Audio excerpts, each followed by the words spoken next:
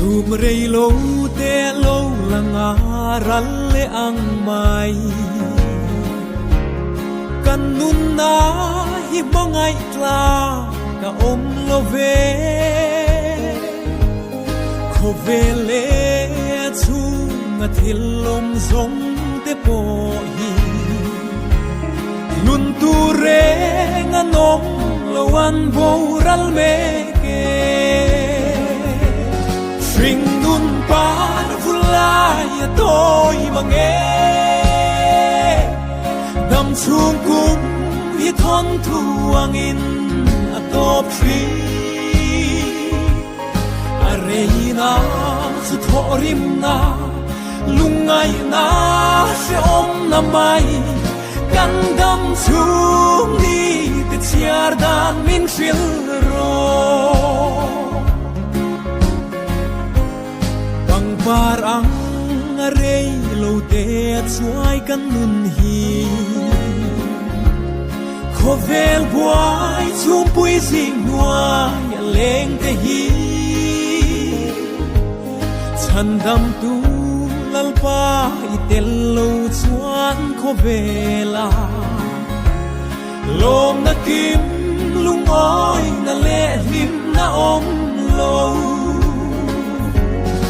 Ring nun par vulai tôi mà nghe đam chuông cung hi thon thuang in atop tri areina su thorim na lungai na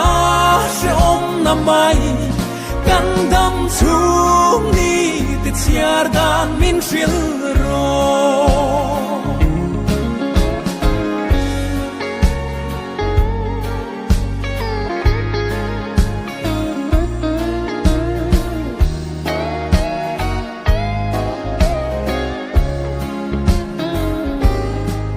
Bet parang mai kan ro pui na te hi zong Lo bet chu a vuai par chu at la tri Bat hian thu e ro sa tuan in a om reng do Sa tuan dai nun na betu fakin om se Ring nun par vulai tôi mà nghe đam chuông cung hi thon thuang in